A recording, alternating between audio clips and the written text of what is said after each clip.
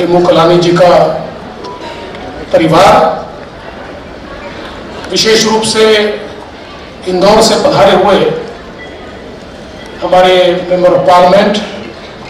श्री शंकर लालवानी जी, श्री मोहन मगनानी जी, रवि टेकचंदानी जी, महेश सुखरमानी जी, राजेश गेहानी जी, सुरेश मलकानी जी, बंसी वाधवा जी, हमें निमंत्रित करने वाले हमारे लद्दाराम जी नागवान, यहाँ पर उपस्थित सभी महानुभाव और उपस्थित सभी बहनों और भाइयों, हम सभी के लिए आज का जो क्षण है ये अमर शहीद हेमू कलानी जी को याद करने का क्षण है और उनसे प्रेरणा पाने का क्षण है। हमारे प्रधानमंत्री जी ने आजादी के अमृत महोत्सव के निमित्त से हम सबको जो पंच प्रण दिए हैं, उन पंच प्रणों में जहां एक और हमें अपने इतिहास को याद रखना है, हमारे स्वतंत्र संग्राम सेनानियों को याद रखना है, वही गुलामी की सारी बेड़ियों को हमें तोड़ना है। और मैं ऐसा मानता हूं कि गुलामी की बेड़ियों को तोड़ने के लिए हमें जो प्रेरणा चाहिए वो अमर शहीद हेमू कलानी जी के चरित्र से हमको मिलती है। हेमू कलानी जी को सिंध के भगत सिंह के रूप में जाना जाता है और उनका चरित्र जब हम लोग पढ़ते हैं तो एक होनहार छात्र जिन्हें कुश्ती लड़ने की महारत हासिल है, बहुत अच्छे तैराक हैं और एक बड़ी दोस्तों की टोली के साथ हमेशा नेतृत्व का गुण उनमें दिखता है और बिल्कुल बचपन से ही, चूंकि चाचा जी भी कहीं न कहीं आजादी के आंदोलन से जुड़े हुए हैं, तो इस आंदोलन से वो जुड़े और बिल्कुल छोटी उम्र में तिरंगा लेकर उस समय जहां अंग्रेज रहते थे उस बस्ती में चले जाते थे और विशेष रूप से जब आजादी की लड़ाई में महात्मा गांधी जी ने करो या मरो का नारा दिया, संपूर्ण स्वराज का नारा दिया, ऐसे समय पूरे देश के युवाओं में अपने देश के प्रति, अपनी आजादी के प्रति एक ऐसी भावना तैयार हुई कि वे सचमुच करने को या मरने को आमदा हो गए। और ऐसे तरुणों में हेमू कलानी जी भी थे। हेमू कलानी जी ये मानते थे, चूंकि युवा थे, 18-19 साल की उम्र थी, ये मानते थे कि गांधी जी का आंदोलन तो अच्छा ही है, लेकिन साथ साथ जब तक अंग्रेजों को जड़ से नहीं हिलाएंगे तब तक अंग्रेज हिलेंगे नहीं। इसलिए उनके मन में एक क्रांतिकारी बसता था और उस क्रांतिकारी ने उस समय उनको प्रेरित किया। सबसे पहले कलेक्टर ऑफिस का यूनियन जैक निकालकर वहां तिरंगा लगाने का काम उन्होंने किया और उसके बाद अंग्रेजी हुकूमत को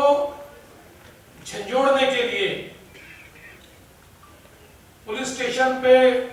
बम रखने की बात हो या अलग अलग सरकारी महकमे जो थे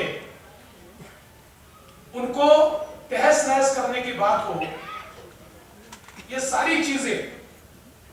अपने दोस्तों को लेकर एक टोली उन्होंने तैयार की। उसकी अगुवाई वो स्वयं करते थे और उसके माध्यम से उन्होंने उसको करने का प्रयास किया। और हम सब लोग जानते हैं कि जिस समय ये पता चला कि अंग्रेजों की आर्म्स एंड एम्युनिशन की ट्रेन ये जाने वाली है, उन्होंने प्लान बनाया इसको लूटने का, क्योंकि वो जानते थे कि ये जो सारे शस्त्र है, अस्त्र है, अंग्रेज भारतीयों के खिलाफ ही इस्तेमाल करेंगे। ये गोलियां भारतीयों के ही सीने में दागी जाएगी, इसलिए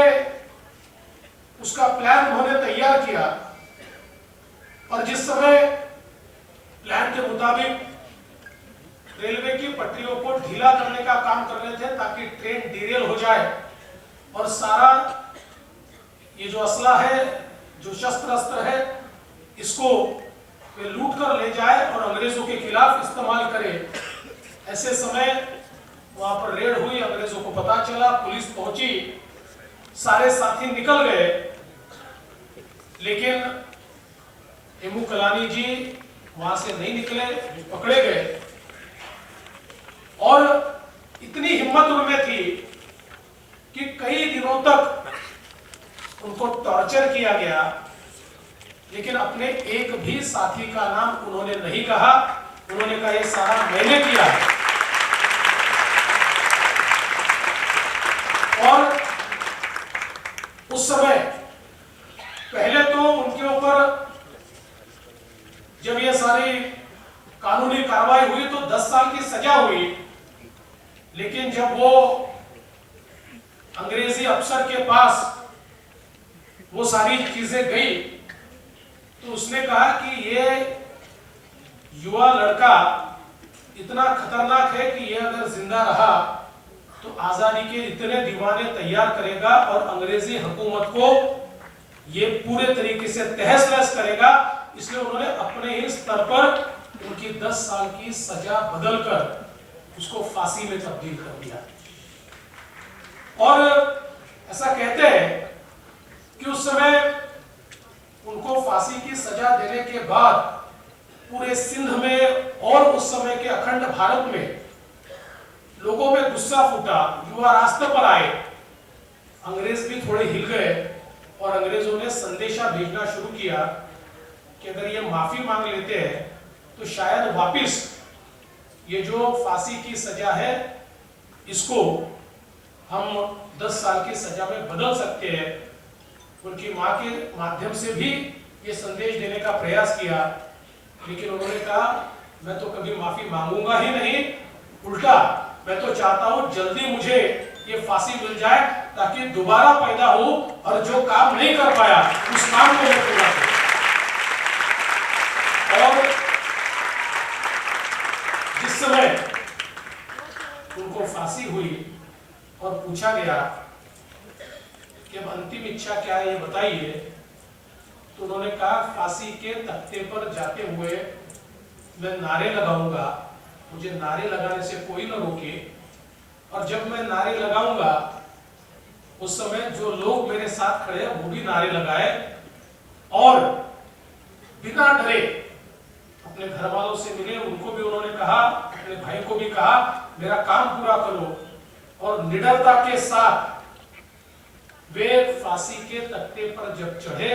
तो इनकलाब जिंदाबाद के नारे लगाए, अंग्रेजी हुकूमत के खिलाफ नारे लगाए और वंदे मातरम के नारे लगाते हुए ऐसा कहते हैं कि इस युवा ने, वो जो जल्लाद आया था उसको कहा भाई तू क्यों डालता है, मैं अपने गले में फांसी का फंदा डाल लेता हूं। ये जो जज्बा था, ये जो ताकत थी, ये जो हिम्मत थी, और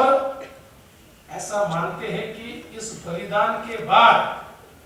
जिस प्रकार से युवाओं में और देशवासियों में एक गुस्सा फूटा, उस गुस्से के कारण अंग्रेजों को बैकफुट पर जाना पड़ा और इस प्रकार की कई घटनाओं के कारण अंग्रेजों के ध्यान में आया कि इस देश को गुलामी में नहीं रखा जा सकता इसलिए मैं ऐसा मानता हूं कि भारत के स्वतंत्रता के इतिहास में जिन लोगों को मील के पत्थर के रूप में देखा जा सकता है, उनमें से एक अमर शहीद हेमू कलानी थे। और ऐसा की बात सही कही कि हम लोग कई बार अपने इतिहास को पढ़ते नहीं है। मैं तो आज आपको आश्वस्त करता हूं कि हम ये जरूर प्रयास करेंगे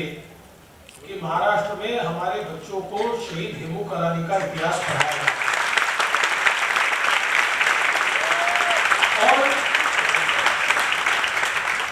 ऐसा कहते हैं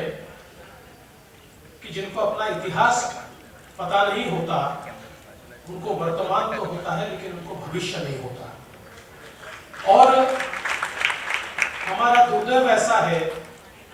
पहले हमारा इतिहास अंग्रेजों ने लिखा और उसके बाद हमारे यहाँ पर जो नए अंग्रेज, भारतीय अंग्रेज पैदा हुए लेफ्टिस्ट माइंडसेट के, उन्होंने बचा हुआ इतिहास लिखा। इसीलिए आपने बिल्कुल सही कहा, मुगलों की पुश्तें तो हमने पढ़ ली, लेकिन हमारे जो रियल हीरोज हैं उनके बारे में हम नहीं पढ़ पाए। पर अब परिस्थितियां बदल रही है और कई लोगों को लगता है कि भारत का इतिहास तो ये मुगलों के आने के बाद, अंग्रेजों के आने के बाद शुरू हुआ, लेकिन अब दुनिया भी इस बात को मानती है कि केवल भारत का ही नहीं, पूरे दुनिया के इतिहास में सबसे पुरानी कंटिन्यूअस सिविलाइजेशन, सबसे पुरानी सभ्यता ये सिंधु घाटी की सभ्यता है। दुनिया में इससे पुरानी कंटिन्यूअस सिविलाइजेशन कोई नहीं है। जिसको दुनिया की पुरानी सभ्यताएं हम कहते हैं वो 3000 साढ़े 3000 साल पुरानी है, लेकिन अब सिंधु घाटी सभ्यता के जो अवशेष हमको मिलते हैं वो स्पष्ट रूप से कहते हैं कि in its fully developed form, आज जैसे नगर है ऐसे नागरिक इकाइयों के साथ in its fully developed form हमारी सिंधु घाटी सभ्यता ये कम से कम 8 से 10,000 साल पुरानी है। और ये समाप्त नहीं हो पाए, समाप्त करने के प्रयास बहुत हुए लेकिन ये समाप्त नहीं हो पाई। इसलिए मैं ऐसा मानता हूं कि हम सब लोगों को ध्यान में लेना होगा कि हमारा इतिहास, हमारी संस्कृति, हमारी सभ्यता ये दुनिया की सबसे पुरानी है और इसमें कुछ तो खास है कि इसको कोई मिटा नहीं पाया। इसीलिए जब प्रधानमंत्री जी कहते हैं कि 21वीं शताब्दी भारत की होगी और जब हम अग्रसर होते हैं तो इसका एक ही कारण है कि हमको मिटाने के प्रयास कई हुए, हमको कोई मिटा नहीं पाया। और अब दुनिया भी ये मानती है कि दुनिया के लिए विचार देने की ताकत और शक्ति केवल और केवल भारत में है। मैं आज के इस मौके पर एक बार अमर शहीद हेमू कलानी जी को वंदन करता हूं। श्रद्धेय अटल बिहारी वाजपेयी जी के कर कमलों से जब वे प्रधानमंत्री थे, हमारे संसद में भी अमर शहीद हेमू कलानी जी की प्रतिमा का अनावरण हुआ। और मैं ऐसा मानता हूं कि इस देश के सपूत को हमें याद रखना ही होगा। 100 साल, 200 साल, 300 साल, जितने साल चले जाए, क्योंकि उनकी शहादत से ही आज हम लोग स्वतंत्रता का अनुभव ले रहे हैं। हम लोग आज चैन की सांस ले रहे हैं। कि उनको भूल जाएंगे तो मैं ऐसा मानता हूं कि हम लोग आगे बढ़ नहीं पाएंगे। मैं फिर एक बार हमारे सभी आयोजकों का भी बहुत बहुत आभार व्यक्त करता हूं कि आपने इस बहुत ही अच्छे कार्यक्रम में यहाँ मुझे निमंत्रित किया। धन्यवाद। जय हिंद, जय महाराष्ट्र। भारत माता की, भारत माता की, भारत माता की। वंदे वंदे वंदे।